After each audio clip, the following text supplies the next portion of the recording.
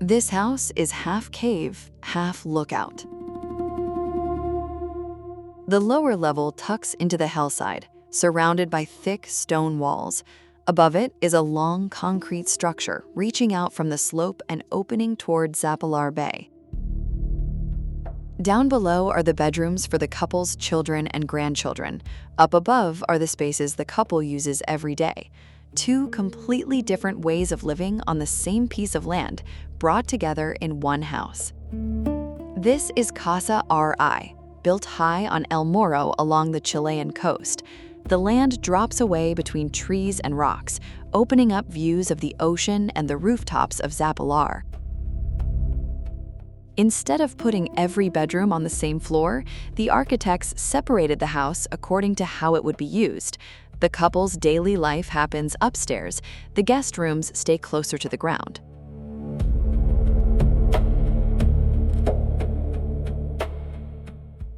This level holds the living room, kitchen, dining area, and the couple's bedroom. Everything they use each day stays on one floor, facing the horizon.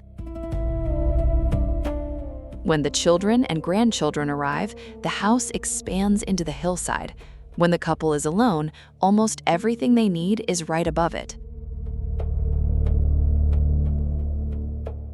On the lower level, stone walls follow the slope of the hillside. This is where we find the guest bedrooms and the mechanical room. The openings are smaller and more controlled, keeping this part of the house close to the surrounding rocks.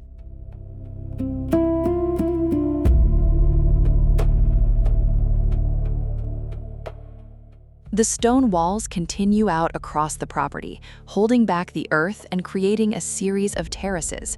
The pool, gardens, patios, and pathways sit at different heights as they follow the natural drop of the land. Instead of flattening the entire site into one large platform, the design keeps those changes in elevation.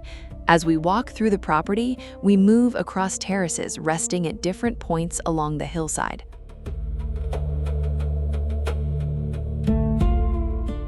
Above this stone base is the main part of the house. A long, reinforced concrete structure rests on the rock and reaches out towards the bay.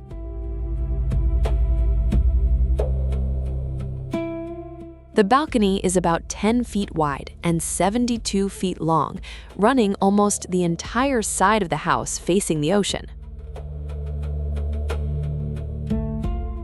The living room, kitchen, and dining area all share the same connection to the balcony. The main bedroom is also on this floor, allowing the couple to use the upper level almost like a complete home on its own. Below the cantilevered section, part of the lower floor is protected as well. The concrete overhang creates shade and shelter on both levels, rather than simply making the house look like it is floating. The concrete structure follows a grid of roughly 13 by 13 feet. That rhythm organizes the columns, beams, and rooms throughout the house. The structure stays exposed, creating a series of large frames around the view. As we walk along it, each opening shows us something different: the ocean, the trees, the rocks, the rooftops, or the horizon. So the concrete does more than hold the house up. It also shapes the way we see the bay. The architects did not try to make both parts look the same. The stone responds to the hillside, holding back the earth and creating protection. The concrete handles the long spans, the cantilever, and the opening toward the view. The lower level belongs to the land. The upper level reaches towards the distance. From the gardens, the house seems to rise from a series of walls, platforms, and rocks. Once we reach the upper floor, it becomes a long structure facing the ocean. Casa R.I. was designed around two opposite conditions. On one side, it needed to touch the hillside and create sheltered spaces. On the other, it wanted to reach beyond the trees and open everyday life toward the horizon. When the whole family is together, the house uses both levels.